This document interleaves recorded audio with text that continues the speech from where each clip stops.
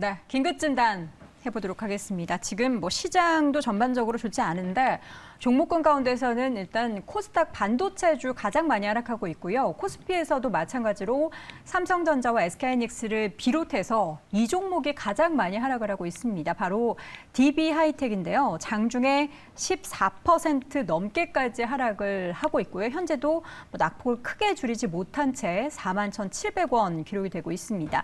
사실 DB하이텍도 그렇고 다른 반도체주들도 그렇고 종목명을 가리고 차트를 봤을 때는 비슷한 움직임 보이는데요. 오늘 길게 장대 음봉을 나타내는 건 이유가 있었습니다. 오늘 이분 모시고 자세한 이야기 나눠보도록 하겠습니다. 인포스탁 데일리의 김종효 전문위원 함께합니다. 위원님 어서 오세요. 안녕하십니까? 네, 반갑습니다.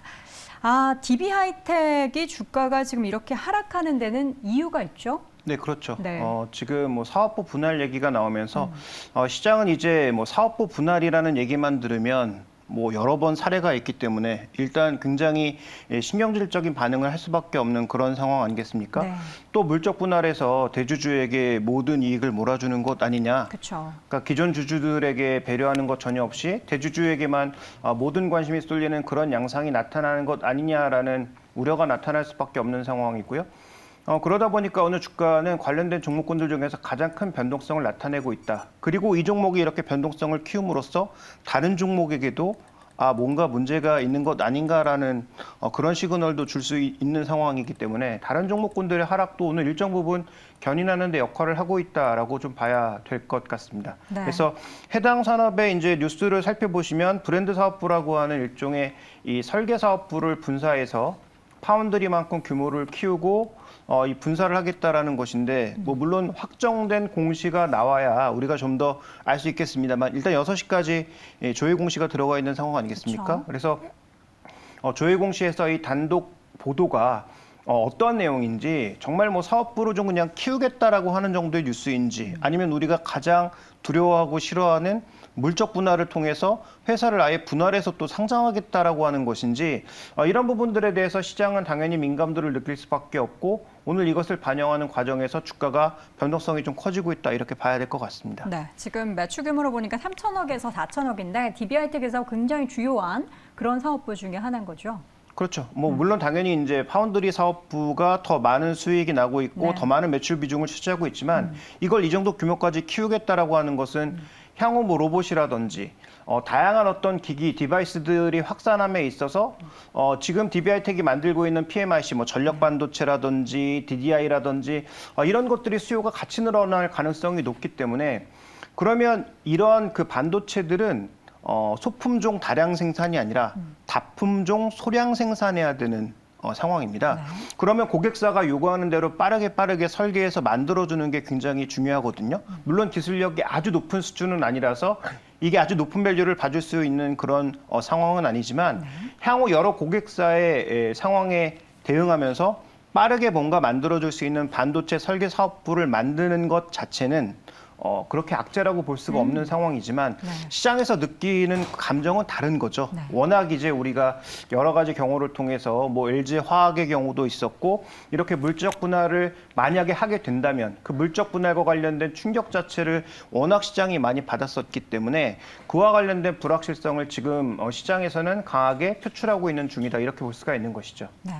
지금 우리가 가장 최악으로 생각하는 게 물적 분할인데 만약에 그럼 정말 한다라고 한다면 물적 분할 외에 방법이 있나요? 뭐 분사한다는 거에? 뭐 인적 분할의 방법이 네. 있는데 지금 물적 분할의 가능성이 높아 보이는 것은 만약에 한다면 물적 분할의 가능성이 좀 높아 보이는 것은 뭐 아시는 분들은 아시겠지만 지금 DB그룹 같은 경우에도 지주사 전환을 완벽하게 해야 되거든요. 물론 구조상으로는 지주사 그래서 제조업, 뭐 금융업으로 나눠 있는 상황입니다만 자 여기서 핵심 포인트는 DB그룹이 돈이 없고요. 네. 그런데 지금 지주사 전환을 하기 위해서는 DB하이텍 지분을 한 17% 정도를 더 확보해야 되는데 그러면 시장에서 사는 방법밖에 없죠. 네. 그런데 지금 주가가 급락을 했음에도 불구하고 2조기 때문에 17%를 확보하려면 3천억 정도의 자금이 필요합니다. 네.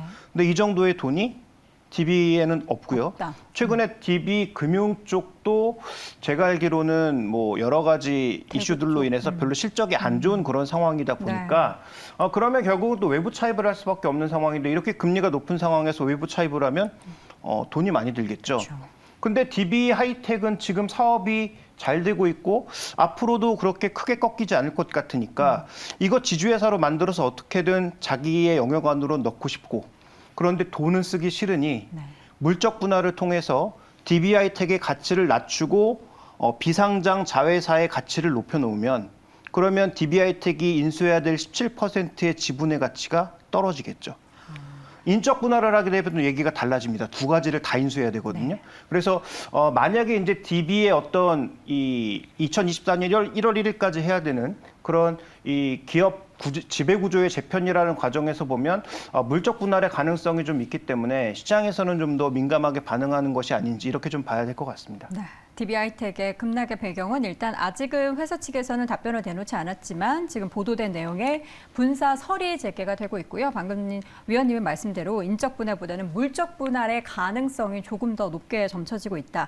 그렇다면 주가는 오늘장 뭐 엄청난 하락을 보였고 그간에도 계속된 주가의 조정을 보이고 있는데 더 하락할 여지를 열어둘 수밖에 없겠네요.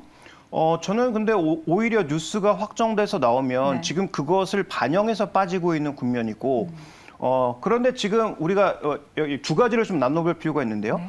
본질적으로 이 기업이 왜 빠지고 있는지에 대한 판단이 더 중요하다고 저는 생각하는데 먼저 그 부분부터 언급드리고 방금 질문해 주신 부분을 네. 말씀드리죠. 이제 왜 빠지고 있냐면 그동안 8인치 팹, 이 회사가 시총이 3조까지 늘어난 이유가 뭡니까? 8인치 팹의 가동률이 100%를 넘어서 공장을 120% 돌려도 물량을 감당할 수 없을 정도로 그동안 여러 가지 이 전력용 반도체라든지 DDI라든지 이런 것들의 수요가 폭발했던 거잖아요. 근데 지금 가전이라든지 DB하이텍의 주요 고객사들이 재고가 쌓이면서 가동률이 떨어지고 있습니다. 네. 그러니까 8인치 팹이 그동안 엄청나게 폭발했기 때문에 이와 관련된 수요 폭발이 있었는데 IT 세트 수요가 떨어지기 시작하면서 네. 가동률이 떨어지기 시작했고 그러면 여기도 재고가 쌓이고 마진율이 떨어질 가능성이 높은 거거든요.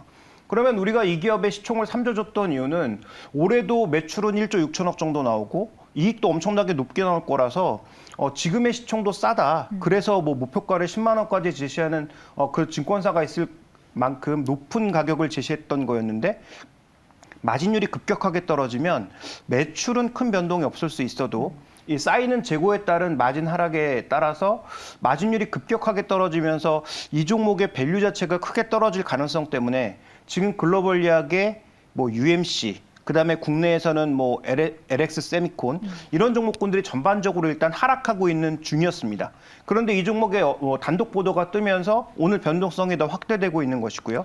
그러면 업황을 이미 반영하고 있고 네. 그다음에 오늘 이 이슈를 반영하면서 10% 이상의 추가 급락을 이미 보여주었다면 네. 악재는 상당 부분 녹아 있는 거라고 봐야 되겠죠. 그래서 설사 뭐 어떤 발표가 나올지 저도 모르기 때문에 확정적으로 말씀드릴 수는 없겠습니다만 네. 만약에 뭐 회사에서 확정된 것이 아무것도 없다라고 발표하면 단기적인 반등을 할 가능성이 높고요. 만약에 회사에서 설사 우리 물적 분할을 지금 고민하고 있다라는 뉴스를 낸다고 하더라도 네. 과연 추가 하락이 과연 급하게 나타날지에 대해서는 좀 고민이 필요하지 않나. 그래서 이건 어쨌든 우리가 결과물을 보고 나서 나중에 다시 한번 얘기를 해야 되는 부분이지만 제가 지금 말씀드리고 싶은 핵심 포인트는 지금 시장은 물적 분할과 관련된 불확실성까지 일부 반영하고 있다. 그래서 해당 이슈가 나왔을 때 과연 추가 폭락을 할지에 대해서는 조금 고민이 필요하고 어쨌든 2분기까지는 실적이 나쁠 리가 없기 때문에 네. 2분기 또 실적이 발표되는 구간에서는 일정 부분의 리바운딩은 조금 가능해 보인다. 이렇게 말씀드릴 수가 있습니다. 네. 방금 언급해 주셨던 그 8인치 실리콘 카바이드? 예. 네. 너무 이런 용어만 나올 때마다 갑자기 작아지는 제 모습을 확인할 수 있는데 이 분야를 지금 DB하이텍에서 성장시킨다는 거, 그러니까 물적 분할, 뭐 인적 분할 이런 분사 이슈를 제외하고서 요거만 봤을 때는 하반기에 좀 어쨌든 더 기대할 부분들이 있다라는 거죠. 일단 그 향후 IT 쪽의 수요가 얼마만큼 확대될지는 여러 가지 불확실성 요인이 있지만 방향 자체에서 지금 새로운 어떤 물질이라든지 새로운 솔루션이라든지 이런 것들을 적용하는 트렌드 자체가 변할 가능성은 없는 거죠. 근데 지금 그 실리콘 카바이드가 아니라 그 탄화규소라고 하는 SiC라고 하는 이 물질이 왜 중요하냐면 지금 핵심 포인트는 향후 전력 반도체를 갔을 때 더 고전력, 고효율을 많이 필요로 하기 때문에 기존의 규소보다는 탄화규소가 조금 더 물질적으로 우위에 있다. 그래서 지금 전 세계적으로 파운드리 쪽에서 전부 SiC를 소재로 하는 이런 반도체를 적극적으로 추진하고 있다라고 봐야 되는 상황입니다. 그런데 또 공교롭게도 그 이 회사의 주력 지금 팹이 네. 부천에 있거든요. 근데 그 부천의 바로 옆에 아주 옛날부터 온 세미컨덕터라고 하는 전력 반도체 1위 회사가 지금 여기 대규모 투자를 약속한 상황이고 이 대규모 투자 속에서는 온 세미컨덕터가 다 하는 게 아니고 주변 회사들에게 물량을 나누어 줄 가능성이 굉장히 높다라고 봐야 됩니다. 그러면 이 온 세미컨덕터의 전반적인 투자에 바로 옆에 공장 팹이 있는 이 DB하이텍 같은 경우에도 수혜를 받을 가능성이 충분히 있고 네. 지금 이 SiC로 PMIC 전력 반도체를 만들어낼 수 있는 회사가 글로벌리하게 그렇게 많지 않은 상황이기 때문에 국내 부천에 투자하는 그런 과정에서는 부천 팹에 일정 부분 수혜가 있을 가능성, 그다음에 향후 전기차라든지 로봇이라든지 고용량의 전력을 필요로 하는 이러한 기기들이 많아지면 많아질수록 그와 관련된 투자는 늘어날 수밖에 없다라는 관점에서 이 부분은 장기적으로 보면 분명히 모멘텀이 있다. 다만 지금 이 모멘텀보단 시장에서는 말씀드렸던 물적 분할이라든지 해당 업황의 하락을 좀 더 민감하게 반영하고 있는 그런 상황으로 볼 수가 있는 것이죠. 그래서 호재는 꽤 많아 보이고 실적도 그렇게 나쁘지 않으나 시장에서는 오히려 안 좋아질 악재를 조금 반영하는 과정에서 수급도 조금 얽히고 있다. 이렇게 볼 수가 있습니다. 수급적으로 보면 최근에 외국인이 좀 매도를 보였는데 사실 외국인이 뭐 이 종목만 판 건 아니지만 그렇죠. 외국인의 매도에 어떻게 좀 의미를 부여해야 되나요? 근데 지금 전 세계 반도체가 다 같이 빠지고 그렇죠. 있는 게 핵심 포인트인 거죠. 네. 그래서 전 세계 반도체에서 아까 언급드렸던 대로 뭐 비교 불가능한 정도의 매출이긴 하지만 어쨌든 UMC 같은 기업도 최근에 주가가 계속 빠지고 있거든요. UMC 같은 경우에는 지금 현재 주가에서 과거 배당률 고려해 보면 배당 수익률이 지금 10%가 넘게 나오는 수준까지 주가가 떨어져 있는 상황입니다. 그럼에도 불구하고 이런 종목군들의 매도가 지속적으로 나타나고 있는 것은 그동안 우리가 기대했던 IT 수요의 폭발이 마이너스로 전환되면서 재고가 쌓이고 있고 관련된 부품을 공급하는 회사에 그동안 좋았던 마진율은 급전직하로 떨어질 것이기 때문에 그에 대해서 외국인들이 계속 매도하고 있는 것이다. 그래서 외국인들의 매도 행진은 뭐 단기간에 멈추기는 조금 어렵다라고 판단해 봐야 될 것 같고요. 그렇다면 단기적인 주가 전망도 해당 이슈를 벗어났을 때 뭐 일시적인 반등은 가능하겠지만 본질적인 주가 반등을 좀 꾀하기 위해서는 뭐 시간이 필요하다. 그래서 뭐 UMC라든지 국내 LX 세미콘이라든지 이런 관련 종목군들의 흐름과 같이 갈 가능성이 높다라고 봐야 될 것 같고요. 네. 외국인들이 한때 이 비중을 27%인가에서 16%까지 급격하게 낮췄다가 또 최근에 주가 반등하는 구간에서 한 24, 5%까지 또 끌어올려놓은 굉장히 외국인 매매가 탄력적으로 움직이는 그런 종목입니다. 네. 그래서 주가가 추가적으로 하락하게 되면 아마 외국인들의 비중들도 이어질 가능성이 높다고 보고 있기 때문에 외국인 매도가 나오는 과정에서는 우리가 기대하는 의미 있는 반등을 기대하기는 조금 어렵지 않나 이렇게 봐야 될 것 같습니다. 네. 오늘 이제 DB하이텍뿐만 아니라 반도체 관련된 종목들, 특히나 코스닥 관련해서 업종별 흐름을 보면은 반도체 짝에 들어간 모든 섹터 내 종목들이 쉽지 않은 그런 흐름이 나타나고 있습니다. 자, 이 가운데 있어서 DB하이텍의 지금 주가 수준이 낙폭을 아주 조금씩은 줄여가고 있지만 여전히 좀 부담스러운 하락하는 가격대인데요. 가격 전략을 세워본다면 어느 정도 수준에서 우리가 좀 접근이 가능할까요? 이게 지금 뭐 만약에 예를 들어서 정말 공시가 나와서 뭐 인적 분할을 하든 물적 분할을 하든 한다. 그러면 가격 자체가 바뀌는 것 아니겠습니까? 지금 그래서 가격으로 말씀드리긴 좀 어렵습니다. 애매하고. 그래서 정확한 가격보다는 여전히 성장하는 기업이라는 점. 네. 그다음에 이익이 분명히 마진율이 떨어지긴 하겠지만 과거에 우리가 보지 못했던 그런 마진율에서 급전직하하는 것이지 그러면 이 DB하이텍이 뭐 적자 수준 혹은 BEP 수준까지 급하게 계속 떨어지는 것이냐?